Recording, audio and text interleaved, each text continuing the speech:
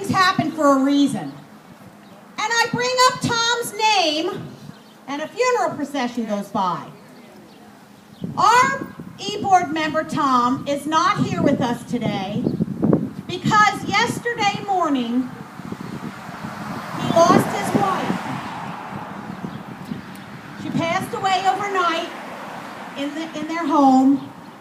And I just want to take a moment and have everybody say a prayer for Tom and his family.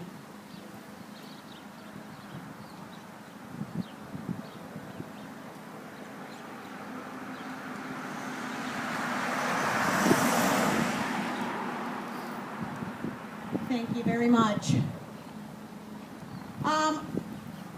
I want to call Fred up here. Fred? Where's Federico?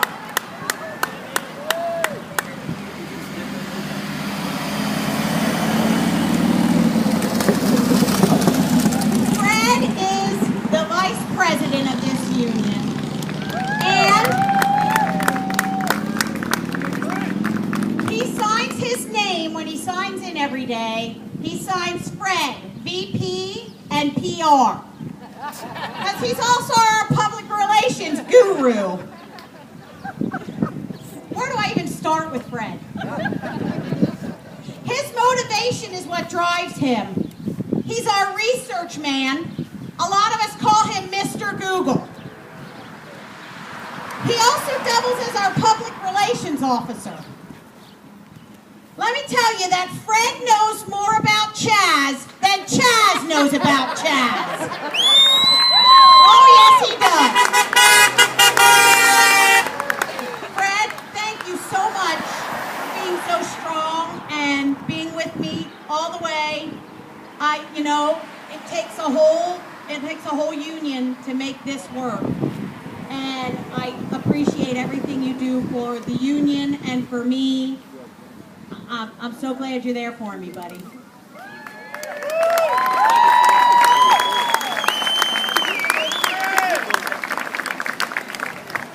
Okay.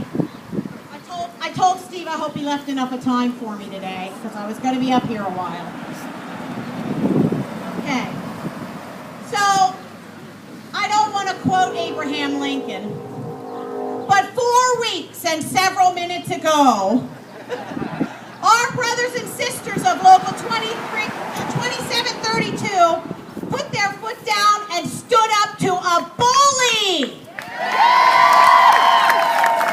In case you can hear me in there, Chaz, I said a bully. This is a man who doesn't care about his employees or the welfare of our residents. Nope. He's a tyrant who lines the pockets of his pockets no matter what the cost.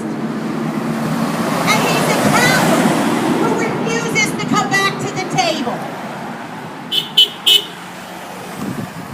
Let me tell you, after all Fred's research, we see that the apple did not fall far from the tree with Chaz.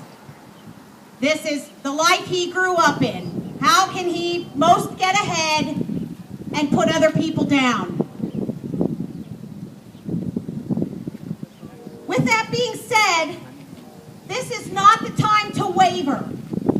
For my members, it's not the time to waver. It's not the time to question yourself. We have to stand strong.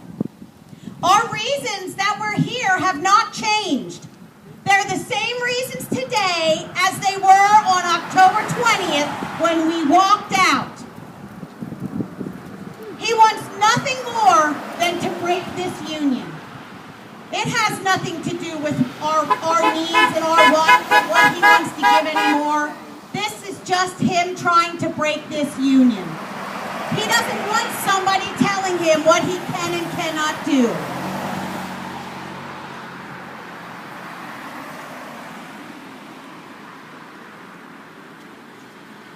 Well, I'm going to give everybody an example of what Cedar Haven would be like if there was no union here. First of all, there would be unfair treatment of some employees and favoritism towards others. And can he do that?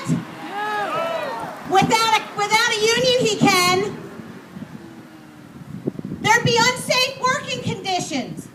And can he do that? No. Without a union, he can. There would be no grievance procedure. People would be disciplined and fired whenever they felt the need to do that or wanted to do that. And can he do that? Yeah, with no union he can, and he would. There'd be mandatory overtime and 12-hour or longer work days, and he could do that if there's no union. There'd be an enormous increase in the insurance cost. I mean even more enormous than what he's offering now. And he can do that because there would be no union in there. He would have limited, if any, paid time off, because as long as him and his wife can go on a celebrity cruise, screw the rest of us. True. And he could do that if there was no union in Cedar Haven. Of course, wage cuts. For those of you that don't know, he did talk about this at the negotiating table and basically said, we're lucky he's not asking for a wage cut. And he could do that if there was no union in Cedar Haven. Now, this is just the tip of the iceberg. If you want to know everything that could happen without a union, I'd like you to take out your contract and read it, and then throw it in the garbage, because it would be all gone, everything. We have to stay united so that doesn't happen.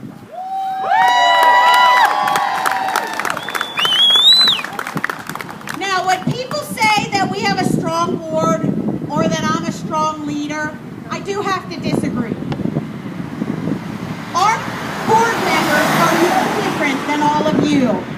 We have families and bills, we have goals and dreams, and a union is only as strong as its members. And we have some very strong members.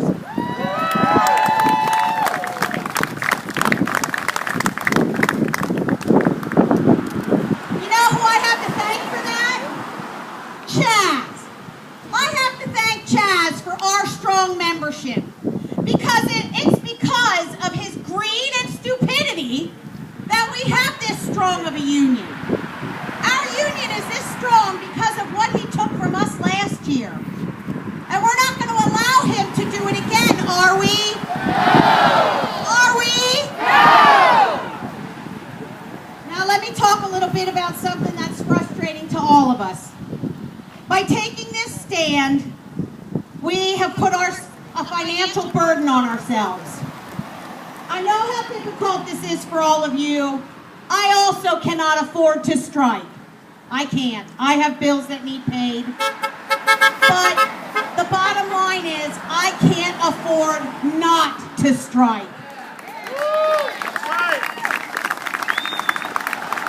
If we would somehow lose this fight, I would hold everyone who crossed that picket line responsible for helping to ruin Cedar Haven's future.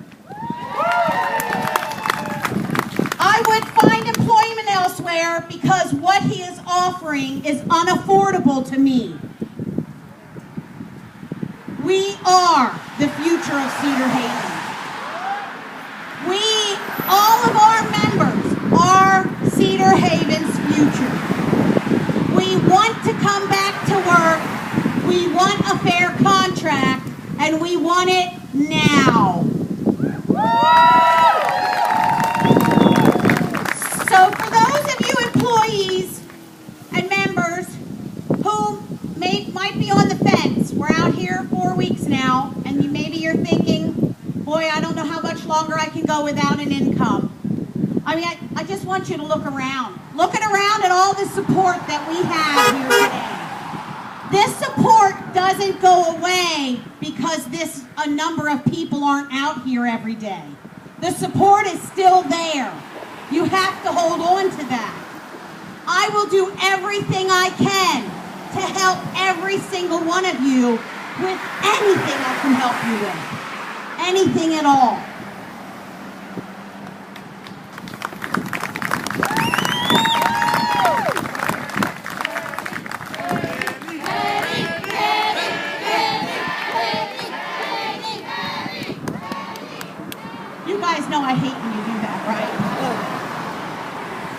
Look, we are a huge family out here, and families help each other.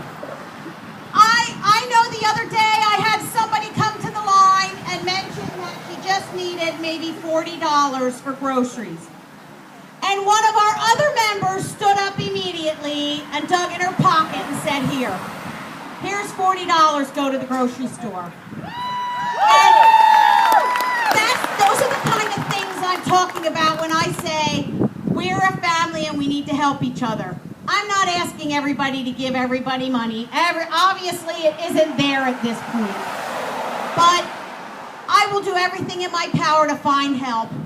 Somewhere, somehow, we will get through this together, and we will get back in that building, and we will fix everything in there that's wrong. Because there's a lot in there that's wrong. This is a fight we cannot afford to lose. We cannot afford to lose this. If we lose this fight, like people have said, where on earth are people going to take their loved ones for quality care? 5-star quality care. They certainly won't be bringing them here if we're not back in there. So I'm going to just leave you, since I started out with using Abraham Lincoln, I'm going to leave you with just a short quote from him. Be sure you put your feet in the right place and stand firm.